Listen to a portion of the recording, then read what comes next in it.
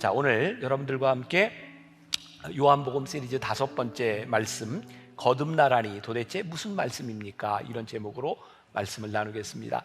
지난주는 부활절이라 제가 좀 다른 말씀을 전했고요. 오늘 벌써 5번째 시간이 되었습니다. 이 요한복음은 공간복음, 마태, 마가, 누가, 요한복음 중에 요한복음에만 나와 있는 말씀 12주를 시리즈로 하고 있는 거 알고 계시죠? 그리고 제가 이제 다시 얘기하지 않지만 요한복음을 좀 처음부터 끝까지 다 읽으라 이렇게 말씀을 드렸는데 잘 하고 계시죠? 이 표정 가지고는 제가 설교가 안 될 것 같아요. 잘 보시고 여러분 신앙의 도움을 삼으셨으면 좋겠습니다. 오늘은 요한복음 3장에 나와 있는 유명한 니고데모의 이야기를 통해서 거듭남에 대한 말씀을 나누려고 합니다. 우리들의 삶에는 잘 이해하지 못하는 부분들, 이해가 되지 않는 부분들이 참 많습니다. 그런 것을 때로 우리는 참 신비롭다 이렇게 표현을 하기도 하죠. 그 중에 이 거듭남이라고 하는 것은 우리들에게 굉장히 신비로운 역사로 우리들에게 다가오기도 합니다. 아마 오늘 여기 예배 드리는 분들 중에 어떤 분은 나는 거듭났어 이런 경험을 이야기할 수 있는 분도 있고, 어떤 분은 아직 난 잘 모르겠어 이렇게 말할 수 있는 분들도 있을지 모르겠어요. 어떤 분들은 열심히 신앙생활을 하면서 나는 거듭나야지 이렇게 노력을 하다 그런 체험을 하는 사람도 있고, 전혀 노력하지 않았지만 예기치 못한 곳에서 그런 경험을 하기도 합니다. 그래서 이 거듭남이라고 하는 것은 좀 신비로운 부분이다 이렇게 말할 수 있는 것 같아요. 이번 요한복음 12주 시리즈 설교는 제가 설교 준비를 먼저 하고 우리 교회 묵상팀에게 이 원고를 주고 그분들을 통해서 이 말씀을 읽고 어떤 묵상을 했습니까? 이렇게 피드백을 받으면서 설교를 하고 있습니다. 어떤 분이 거듭남에 대해서 이런 이야기를 했어요. 우리 교회에 온 지 한 3년쯤 더 되는 분인 것 같아요. 그분을 이렇게 1:1 양육을 하게 되었는데, 이분은 교회 오기 전에 특별히 이제 논어, 맹자, 또 뭐 인문학 뭐 이런 쪽에 관심을 가지고 어쨌든 진리를 추구하는데 많이 노력을 했던 분 같아요. 그러나 그 마음속에 신앙은 없었던 분인 것 같아요. 근데 1:1 제자 양육을 하게 된 거예요. 근데 참 놀랍게도 전혀 신앙 속으로 이렇게 들어갈 것 같지 않은 분이 1:1 양육을 하면서 놀랍게 성령의 역사를 경험하게 되었고 그 말씀을 적용하기 시작했어요. 그러니까 이 묵상했던 이 팀의 한 분이 그런 고백을 하는 거예요. 지금까지 신앙생활을 하는 동안 나에게 이런 영광스러운 경험이 처음이었다. 놀랍게 변화되는 모습을 바라보며 그런 경험을 하게 된 거죠. 오늘 본문의 주인공인 니고데모는 주님께 찾아갑니다. 니고데모가 가지고 있었던 목적과 주님이 이렇게 말씀하시는 것이 좀 다를지 모르지만 니고데모도 놀라운 신비로운 경험을 하게 되죠. 제가 얼마 전에 찰스 스펄전 목사님의 구원의 은혜라고 하는 책을 좀 보게 되었는데, 찰스 스펄전 목사님은 1800년대 후반 가장 위대한 설교가 중에 하나로 불리는 분입니다. 이 찰스 스펄전 목사님은 19살의 목사가 됐습니다. 놀라운 일이죠. 그리고 21살 때 교회에 담임 목회를 하게 되는 아주 유명한 설교가입니다. 이 찰스 스펄전 목사님이 16살 때 거듭남의 체험을 하게 돼요. 이 거듭남의 이야기가 굉장히 유명하죠. 아주 작은 시골 교회에 16살 난 스펄전 목사님이 예배에 참석을 하게 됩니다. 그 교회는 목사님도 없었어요. 아주 작은 교회였어요. 그날 설교는 한 평신도가 올라와서 설교를 하는데 그 사람의 직업이 구두 수선공이었습니다. 그러니까 많이 배운 사람은 아니었을 거예요. 투박하게 설교를 하는데 그날 설교의 제목이 예수를 바라보라 였답니다. 예수를 바라보십시오. 예수를 바라보십시오. 설교를 하다가 앉아있는 16살 난 스펄전 목사님을 바라보며 젊은이여 예수를 바라보시오. 젊은이여 예수를 바라보시오. 그때 스펄전 목사님의 마음이 뜨거워지기 시작했어요. 거기서 거듭남의 체험을 합니다. 신비로운 일입니다. 우리에게 어떠한 거듭남의 경험이 있을지 모르지만 이 거듭남이라고 하는 것, 이것이 없으면 하늘나라를 볼 수 없다. 오늘 주님께서 이렇게 말씀하고 있어요. 자, 오늘 말씀에 들어가면서 먼저 우리들이 아는 것과 우리들이 믿는 것은 다르다고 하는 것을 먼저 생각하면 좋을 것 같습니다. 자, 지지난주 말씀을 기억하시는지 모르겠어요. 지지난주에는 어떤 말씀을 나눴냐면 가나의 혼인잔치에서 예수님께서 물을 포도주로 만드시는 걸 우리들이 나눴어요. 그때 제자들이 그걸 보고 예수님을 믿었다. 기억나세요? 그 전까지 제자들 빌립도 그렇고 안드레도 그렇고 베드로도 그렇고 예수님을 따랐다라고 하는 말은 있는데 비로소 2장의 이 기적의 사건을 통해서 예수님을 믿었다. 기억하세요? 네. 그래서 우리들이 예수님을 따른다고 하는 것과 믿는 것은 다르다. 제가 이런 말씀을 드렸습니다. 자, 오늘 요한복음 3장 2절 말씀을 보세요. 그가 밤에 예수께 와서 이르되 랍비여 우리가 당신은 하나님께로부터 오신 선생인 줄 어떻게 아나이다. 지금 이 니고데모도 내가 주님을 믿습니다 이렇게 이야기하는 것이 아니라 아나이다 라고 말을 하고 있어요. 하나님이 함께 하시지 아니하시면 당신이 행하시는 이 표적을 아무도 할 수 없음이니이다. 적어도 니고데모가 가지고 있는 그의 지식에 의하면 예수님께서 하시는 일이 보통 사람이 할 수 있는 일이 아닌 거예요. 하나님이 하시지 않으면 이 일을 할 수 없습니다. 그에게 그런 지식이 있는 거죠. 근데 때때로 지식이라고 하는 것은 내가 알고 있는 지식이 믿음을 방해할 때도 있는 것 같아요. 니고데모에 있어서도 예수님을 바로 믿지 못하고 그가 가지고 있는 지식으로 예수님을 이해하고 있는 거죠. 여러분 혹시 전도해 보셨어요? 전도하면 그런 얘기를 종종 듣죠. 하나님에 대해서 예수님에 대해서 막 이야기하는데 그 전도 대상자가 이런 말, 나도 알아요. 이거 하나님이 없으면 이 세상이 어떻게 됐겠어요? 나도 알아요. 근데 참 신기하죠. 알기는 하는데 예수님을 믿지는 않는 거죠. 자, 오늘 우리들에게도 굉장히 중요한 신앙의 도전이 되는 시간이 되어야 합니다. 내가 주님을 아는 것과 믿는 것의 차이는 무엇인가? 또 묵상팀에서 이 부분을 가지고 이렇게 나누었던 이야기가 있어요. 어떤 분은 이런 얘기를 합니다. 성경을 읽을 때 우리가 이스라엘의 역사, 그들의 이야기를 읽고 우리는 압니다. 그러나 하나님께서 살아계셔서 역사하신다고 하는 것을 믿는다고 하는 것은 다른 부분입니다. 또 어떤 분은 이런 이야기를 했어요. 예수님께서 이 땅에 공생애를 사실 때 많은 사람들이 따라다녔지만 그들은 예수님을 믿기보다 구경꾼으로 예수님을 따라다녔습니다. 예수님을 믿는 자만이 끝까지 예수님과 함께 동행하게 되죠. 또 어떤 분은 이런 이야기를 했어요. 죽음에 대한 이야기를 하면서 우리가 다 죽는다는 걸 알아요. 그런데 진짜 내가 죽는다고 하는 것을 믿는 사람과 죽음을 아는 사람과의 삶은 달라요. 죽음 앞에 서본 사람, 죽을 고비를 넘긴 사람, 내가 죽는구나라고 하는 믿음이 있을 때 우리들의 인생은 달라지게 되어 있어요. 그러니까 우리들이 하나님을 믿는데 하나님을 믿는 것과 아는 것은 다른 문제죠. 예수님은 니고데모가 알고 있었던 그 아는 것에 대한 문제가 아니라 무엇을 믿어야 하는지를 말씀하고 계세요. 자, 오늘 본문 말씀 요한복음 3장 3절 우리 같이 읽어봅니다. 자, 시작.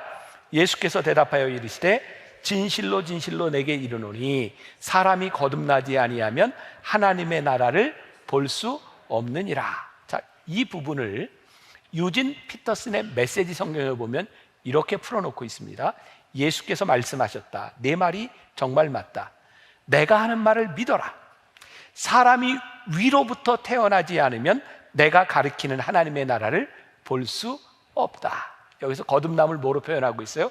위로부터 태어나지 않으면 내가 가리키는 하나님의 나라를 볼 수 없다. 제가 지지난주 표적에 대한 이야기를 하면서도 언급했던 적이 있어요. 예수님께서 표적을 통해 가르치시는 것이 있어요. 예수님은 표적을 믿어라 라고 하는 것이 아니라 이 표적을 통해서 무엇을 보여주시는지를 우리들이 알기를 원하는데 위로부터 나지 않으면, 거듭나지 않으면 예수님께서 이 표적을 행하시는 이유를 알지 못한다. 성경 우리들이 사복음서라고 이야기하는 게 있어요. 뭐죠? 마태, 마가, 누가, 요한복음. 이것을 우리가 사복음서라고 이야기를 합니다. 이 사복음서에는 예수님이 하셨던 일과 예수님의 말씀이 공통적으로 많이 들어와 있어요. 근데 우리가 이번 요한복음을 통해 보는 거는 요한복음에 있는 것만을 우리들이 12주를 함께 나눈다고 했죠. 아시죠? 자, 그 예수님에 대한 행적, 예수님의 기적, 예수님의 이야기들이 마태복음에 나오는 게 요한복음에도 나오고 누가복음에도 나오고 그래요. 그런데 요한복음만이 가지는 독특한 특징이 있어요.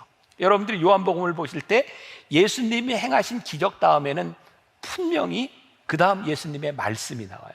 예수님의 메시지가 나옵니다. 무엇을 의미하는지 아세요? 요한복음은 철저하게 예수님이 기적을 행하실 때 왜 이 기적을 행하셨는지 기적을 통하여 하나님을 바라보라고 말씀하고 있어요. 그래서 요한복음에는 예를 들어서 오병이어의 기적을 행하신 다음에 어떤 말씀이 나오면 생명의 떡에 대한 말씀이 나와요. 사람이 떡으로만 사는 것이 아닌 생명의 떡에 대한 말씀이 나와 있는 거예요. 자, 요한복음은 6장을 기점으로 해서 예수님께서 이렇게 기적을 행하시던 기적이 아닌 예수님의 말씀에 초점을 맞추기 시작합니다. 자, 이제 여러분들 요한복음 6장을 보면 어떤 말씀이 나오냐면 예수님께서 이제 기적이 아닌 여러 가지 말씀들을 하기 시작할 때 사람들이 주님이 말씀하시는 것이 어렵도다. 그리고 예수님을 떠나갑니다. 그래서 예수님께서 떠나가는 사람들을 바라보면서 제자들에게 너희도 가려느냐라고 물었더니 제자들이 요한복음 6장 68절과 69절에서 이렇게 말을 해요. 한번 띄워줘 보세요. 같이 봉독합니다. 시작. 시몬 베드로가 대답하되 주여 영생의 말씀이 여기 계심에 우리가 네게로 가오리까? 우리가 주는 하나님의 거룩하신 자인 줄 믿고 알았삼나이다. 자, 시몬 베드로가 뭐라고 얘기해? 영생의 말씀이 여기 있사오매 우리들이 네게로 가오리까? 그러니까 이 표적을 따르는 사람과 주님의 말씀을 따르는 사람이 다른 거죠. 예수님을 따르던 많은 군중들은 왜 예수님을 따랐죠? 그들의 필요가 있었기 때문입니다. 자, 이거 우리 지금 신앙에 도입을 해봅시다. 우리가 처음 예수님을 믿으러 나오는 이유들은 대부분이 필요가 있기 때문에 나옵니다. 그러니까 되게 신앙생활을 하는 계기들이 그런 거죠. 중병에 걸리든지 내 자식이 속을 썩이든지 내가 경제적으로 많이 어렵든지 사람들이요 대체적으로 문제가 생기지 않으면 신앙을 가지려고 하지 않습니다. 아마 여러분들 중에도 동일할지 몰라요. 그래서 우리들이 필요를 가지고 주님을 이렇게 찾아 나오지만 주님께서 우리의 필요를 채워주실 때 주님은 우리의 필요로 만족하는 것이 아니라 그 필요를 채워주시는 이유가 어디 있고 그 필요를 채워주시는 하나님이 누구이신지를 우리가 보기를 원하죠. 여러분들 이게 왜 중요한가? 이 신앙이 본질적으로 왜 중요한가? 만일 우리들이 우리의 필요를 따라 우리의 욕망을 채우려고 나왔지만 하나님을 바라보지 못하면 우리는 끊임없는 욕망을 추구하게 돼 있어요. 왜요? 우리의 인생의 문제가 한 번으로 끝나나요? 남편 문제 해결되면 자식 문제 생기고 자식 문제 해결되면 결혼해서 손주 문제 생기고 우리의 인생이 다 문제 덩어리예요. 그러니까 우리가 필요로 하는 것을 채우려고 생각한다면 우리의 욕망은 끊임없이 채워지지 않는 거예요. 그러니까 또 다른 욕망을 구하고 또 다른 욕망을 구하고 또 다른 욕망을 찾아다니면서 갈 수밖에 없어요. 그러니까 우리들의 필요를 채우면 우리 신앙에 만족이 찾아오지 않는 거예요. 그리고 정말 무서운 것은 이 필요를 채우고 더 큰 기적을 보고 더 큰 욕망을 바라보며 우리들이 본질적인 신앙을 잃어버리는 거예요. 여러분 기독교 역사를 보세요. 당장 우리 한국에 우리나라에 있었던 기독교의 역사들을 보세요. 대부분의 이단들과 타락하는 교회들이 어디에서부터 오던가요? 놀랍게도 성령의 역사가 뜨겁게 일어나던 공동체에서 타락이 옵니다. 놀랍죠? 여러분 성령의 역사가 잘못된 게 아니에요. 성령의 역사가 뜨겁게 엄청나게 일어나던 것에서 표적을 보던 사람들이요 끊임없이 표적을 구하면서 진리 가운데 서지 못하는 것들을 참 많이 보죠. 그래서 우리는 불행스럽게도 성령의 역사가 뜨겁게 일어났던 신유의 역사가 일어났던 공동체에서 너무나 비도덕적이고 너무나 잘못된 모습들을 우리들이 바라보게 되는 거죠. 왜? 그들은 욕망이 채워질 때까지 욕망을 바라보면서 하나님께서 말씀하시는 하나님의 다스림 가운데 들어가지 못한. 제가 언젠가도 그런 얘기 했었어요. 어떤 부자에게 한 사람이 물었대죠. 당신은 이렇게 돈이 많은데 얼마나 돈이 있으면 만족하겠습니까? 대답이 뭐였어요? 조금만 더. 그러니까 부자가 만족할 수 있는 것은 계속 조금만 더, 조금만 더. 하나님의 말씀과 하나님의 나라가 하나님의 나라가 없는 표적은 더 많은 욕망 덩어리를 만들어내는 그런 괴물이 되어버리는 거예요. 오늘 예수님께서 오늘 우리들에게 이 거듭남에 대한 말씀을 하시면서 우리들에게 주시는 굉장히 중요한 부분이에요. 너희들은 표적을 보는 사람이 아니라 표적이 가리키는 것이 무엇인지를 보아라. 자, 이 말씀을 잘 이해하세요. 우리들이 인생을 살아가면서 우리들의 필요와 욕구가 있는 것, 표적이 필요한 것은 사실이지만 그것이 우리의 신앙의 본질을 대체할 수는 없는 것이다 라는 것을 우리들이 알아야 되죠.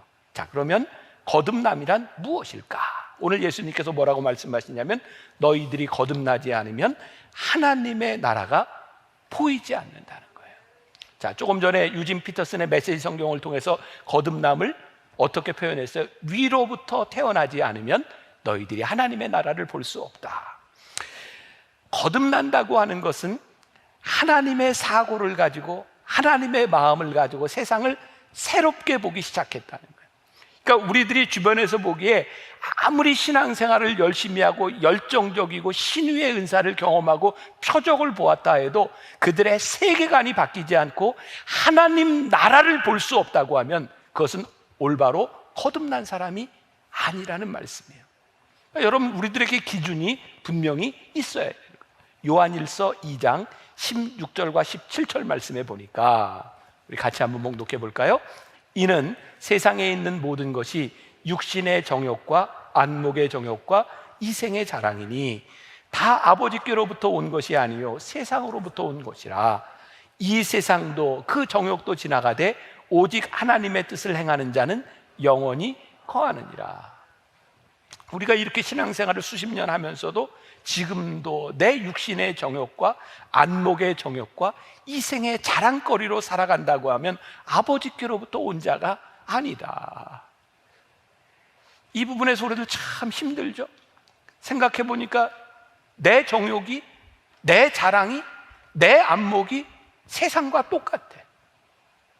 우리가 그렇게 하나님을 믿는다고 그렇게 고백을 하고 그렇게 예배를 드리는데도 어쩌면 세상 사람들이 가지고 있는 사고와 다르지 않아. 그러면 우리들이 거듭난 것이 아니야. 예수님께서 오늘 니고데모를 통해서 이렇게 말씀하시는 것이 니고데모야, 네가 거듭나지 아니하면 하나님의 나라를 볼 수 없느니라 라고 하는 말씀은 오늘 우리를 향해서 하시는 말씀. 이 거듭남이라고 하는 것, 오늘 또 우리 찬양 불러준 팀들이 이 born again 거듭남에 대한 이야기를 잘 이렇게 찬양으로 또 들려주셨는데 오늘 주제는 거듭남이에요. 새 사람이 된다고 하는 것, 거듭남이라고 하는 건 뭘까요? 자, 우리가 기독교 이 교회 안에서, 제도 안에서 거듭남을 이렇게 상징적으로 보여주는 게 뭐냐면 세례예요. 세례는 거듭남의 의미를 상징적으로 보여주고 있어요. 자, 우리가 세례를 받을 때 물로 성부와 성자와 성령의 이름으로 세례를 주잖아요. 예수님 당시에는 어떻게 세례를 받았을까요? 요단강에서 세례를 받았어요. 우리 세례요한에 대한 이야기 했던 거 기억나시죠? 그러면 그 요단강에서도 이렇게 물 떠가지고 성부와 성자와 성령의 이름으로 세례를 줬겠죠? 아니죠. 요단강에서는 어떻게 세례를 줬냐면 물속에 푹 들어갔다 나오는 거예요. 요단강이 흘러갈까요? 고여 있을까요? 흘러가요. 흘러가는 물속에 푹 들어갔다 나오면서 우리의 옛것을 다 흘려보내는 상징적인 의미를 가지고 있어요. 물속에 이렇게 푹 잠겼다 나오는 것은 내 옛사람이 죽었다 나오는 거예요. 그러니까 세례가 가지고 있는 의미는 내가 이제 옛사람으로 살지 않겠습니다 라는 고백이죠. 그런데 우리가 세례를 받았는데 자꾸 옛사람으로 돌아가고 있다면 우리는 거듭난 사람이 아닌가. 자, 이 세례의 예표가 됐던 것이 구약에서 뭐를 이야기하냐면 홍해를 건너간 사건이에요. 이스라엘 백성들이 출애굽해서 가나안 땅을 향해 가는데 처음으로 만난 게 홍해였어요. 홍해를 건너면 이제 가나안 땅을 향해, 새로운 땅을 향해 가는 것이고, 홍해를 건너지 못하면 이스라엘 백성들은 옛 땅에 머무를 수밖에 없어요. 그때 모세가 지팡이를 들어서 홍해를 가릅니다. 성경을 잘 보세요. 모세와 함께 이스라엘 백성들은 홍해를 이렇게 쫙 건너가면서 어떻게 됐냐면 뒤에 있는 물들이 합쳐집니다. 홍해를 가르고 길이 났는데 그 길이 다 없어집니다. 무엇을 의미할까요? 다시는 돌아갈 수 없는 길인 거예요. 우리가 거듭나고 새로운 사람이 되었다고 하는 것은 이제 옛생활로 돌아가지 않는 거예요. 그러면 이제 홍해를 건너면서 이스라엘 백성들은 새로운 땅을 향해 가고 있는데 그들이 그 새로운 땅을 바로 얻었나요? 그렇지 않아요.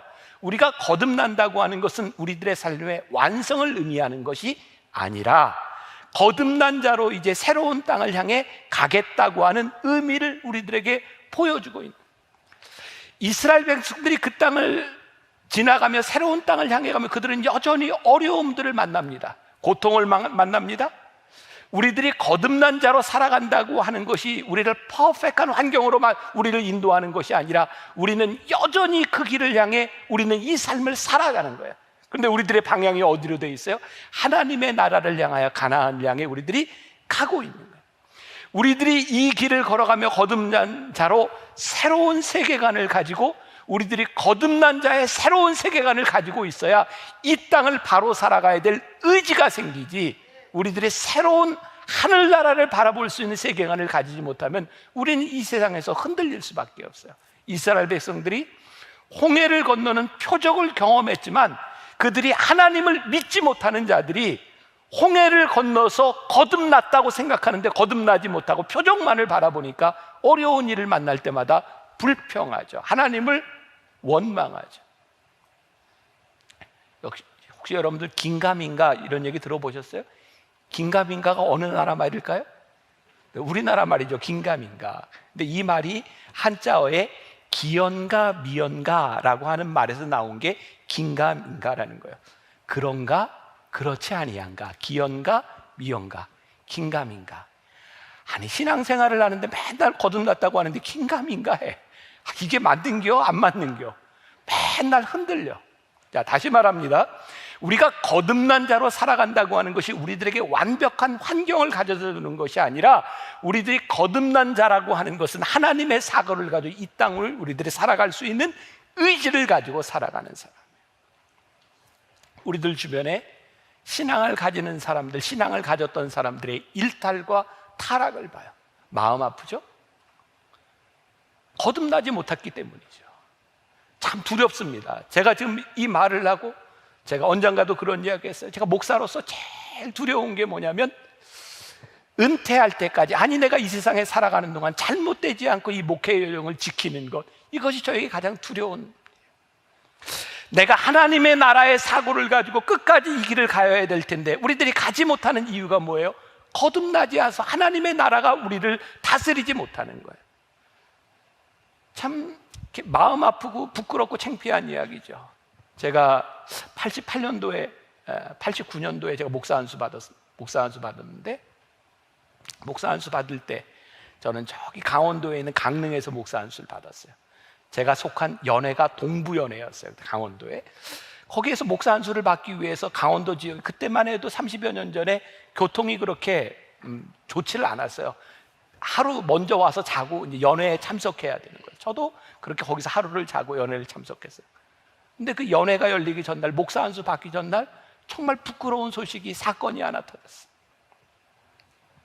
목사 안수자 중에 하나가 여관에서 잠을 자다가 다방에 차를 시켰어요. 커피를. 옛날에는 그렇게 얘기했죠. 다방에 차를 배달해 주는 사람을 레지라고 불렀죠. 그게 일본 말로 그게 레이디가 레지가 된 건지, 레지스터 종업원이 레지가 된 건지 일본식으로 그렇게 표현을 했어요.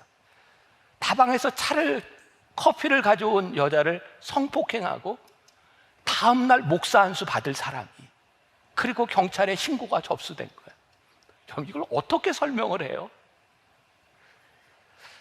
하나님의 나라의 다스림을 받지 못하면 목사 안수를 받고 내가 집사가 되고 권사가 되고 장로가 되고 수십 년 신앙생활을 하는 것이 우리들에게 그렇게 큰 의미가 없어요. 하나님 나라의 다스림이 우리들 가운데 있지 않으면 이 세상의 사고를 가지고 우리들이 언제 어떻게 욕망에 넘어질지 모르는 사람들.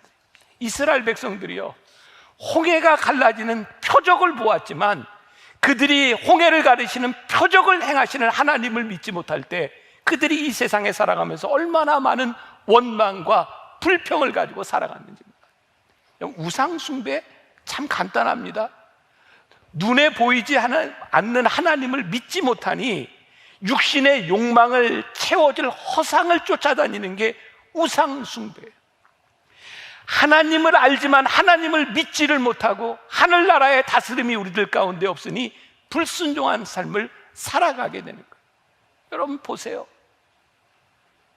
욕망을 찾아다니면 우리의 욕망이 채워져도 또 다른 욕망이 필요하니 늘 빈곤해요. 여러분, 하나님을 믿는 자의 부요함이라고 하는 것은 뭔지 아세요? 우리의 욕망이 채워줌으로 우리들이 부요함을 느끼는 것이 아니라 우리들이 하나님 안에 거함으로 부요함을 느끼기 때문에 우리들이 부요한 거예요.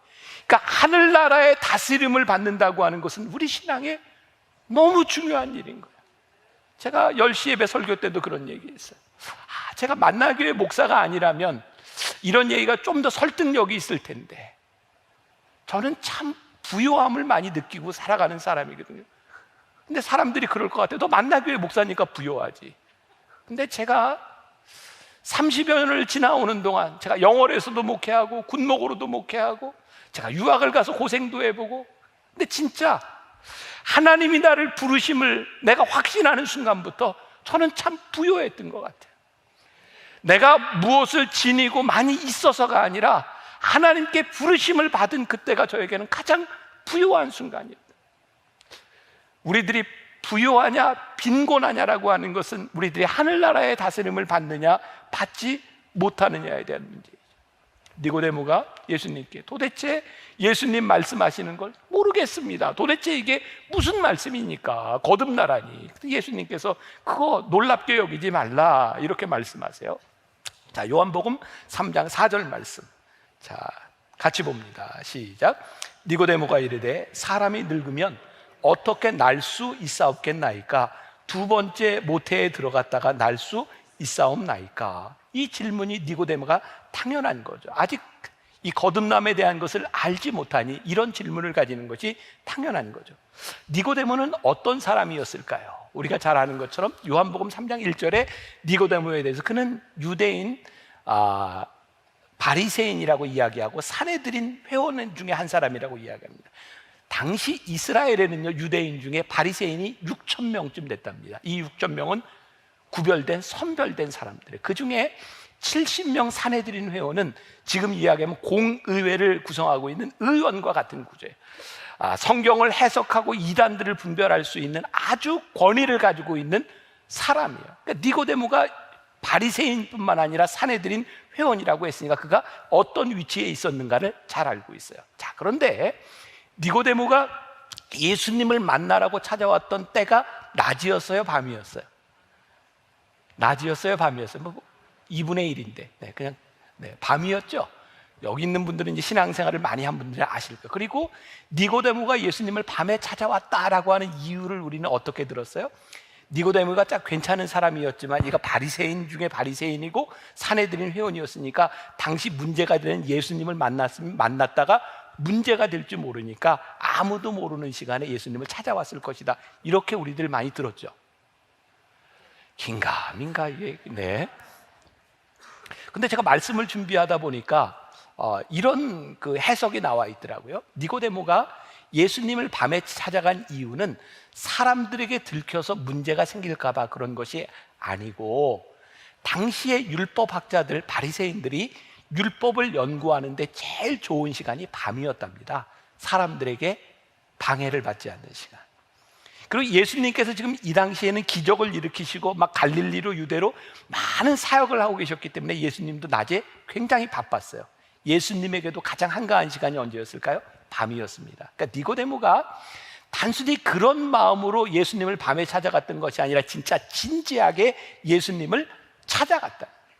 그리고 이 니고데모는 오늘 예수님의 만남뿐만 아니라 요한복음 7장에 가서 보면 사람들이 예수님을 비난할 때 예수님을 변호한 사람이 니고데모입니다. 요한복음 19장에 보면 예수님께서 십자가에 달려 돌아가셨을 때 무덤에 모략과 침향 섞은 것 100근쯤 가지고 찾아갔던 사람이 니고데모입니다. 니고데모는 아주 성실하게 주님을 찾아갔던 사람입니다. 어쩌면 니고데모의 마음속에 절실한 마음의 어떤 필요가 있지 않았을까요? 내가 예수님이 어떤 분이신지를 알아야 될 것 같아. 아니, 그 당시에 많은 사람들이 가지고 있었던 생각처럼 메시아인 예수님을 통하여 하나님의 나라가 이루어져야 되겠다고 하는 그의 목적이 있지 않았을까요?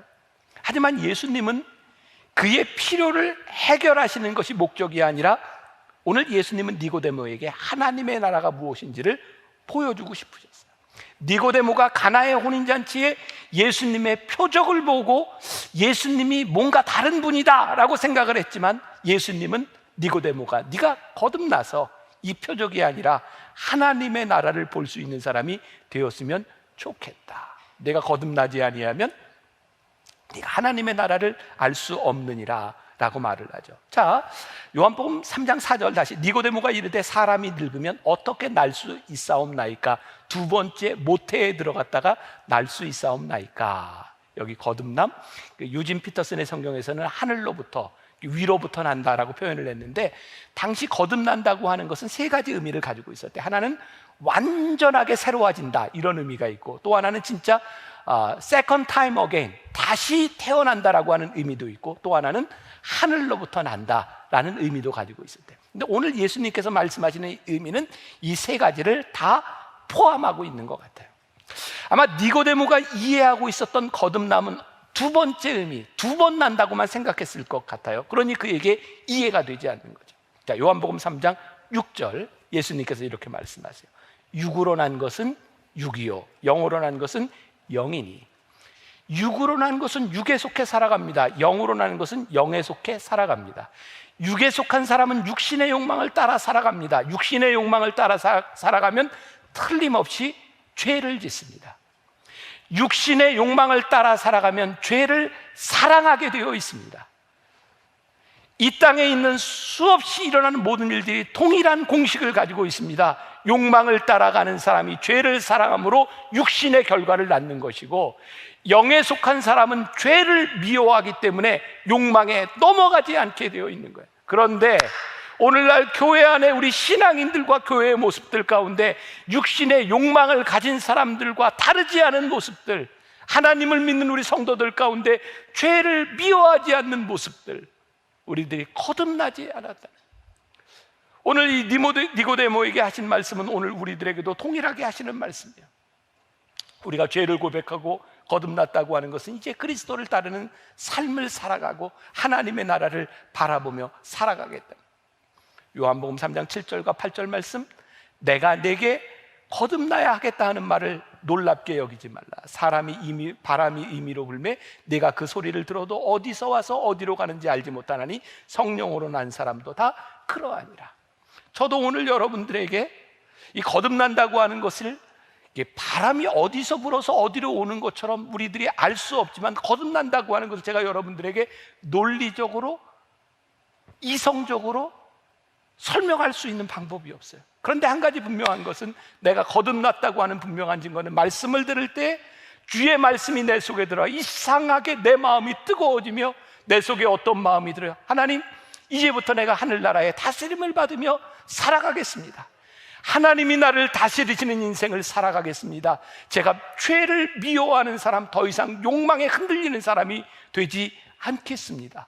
그때 우리들이 하나님 나라의 다스림 가운데 있으며 내가 거듭났습니다 라고 고백할 수 있는 거예요. 다시 한번 여러분들에게 말씀드려요. 내가 이 거듭났다고 하는 것이 우리를 퍼펙트한 인간으로 만들어주는 것이 아니에요. 거듭남은 하나님 나라의 다스림을 받으며 이 세상에서 살아가겠습니다라고 하는 믿음의 고백이에요. 거듭난 자들에게 동일한 어려움들이 있을 거예요. 동일한 환난이 우리들에게 찾아올 거예요. 그 가운데 하나님의 다스림을 받는 것이 우리들의 인생을 부욕해 하심을 믿으며 이 말씀을 붙들고 나아가는 것, 이것이 거듭남. 오늘 예배하고 말씀을 듣는 여러분들 가운데 이 거듭남이 있기를 주님의 이름으로 간절히 축원합니다. 성령께서 여러분들의 마음을 만지시고 움직이셔서 주님, 주의 말씀에 주의 다스림을 따라 살아가겠습니다, 이 마음으로, 믿음으로 고백하고 이전을 나아갈 수 있기를 주님의 이름으로 간절히 축원합니다.